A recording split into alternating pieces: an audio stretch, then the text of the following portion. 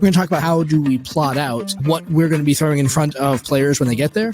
They all have 3 events or scenes. If I'm creating a city encounter, I'm going to spend some time on some random city encounters as they move through a marketplace or something along those lines, because that's what's going to help me bring my city to life. But if I'm running an epic pursuit, then that scene might get turned into some form of a chase scene with various obstacles that are going into it. For me, there are 3 touch points that are going to happen. But those touch points are pretty brief. So when we were doing the last actual play where we were in the mountain and the game session started with the fight with the gigantic iron golem, I didn't know which way the combat was going to go, but I knew that the combat was going to happen. You're at the iron golem. What happens there? That's totally up to the players. Depending on which way you go, I have other things that I can pull out, like the scene with the Bragonox in the cave. Where it happened to fall in was just where it was convenient for it to go ahead and happen, but it was always in my back pocket.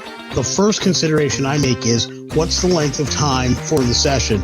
In my personal sessions, I generally run sessions in 3 different time blocks. 5 hours, 3 hours, 2 hours. So in my 3 events system, boss fights are their own animal. And I never put boss fights at the end. You don't play a session up and end at a boss fight. Like Glenn said, you bring them right to the gate. I will do that first round of combat, and I will do something massive.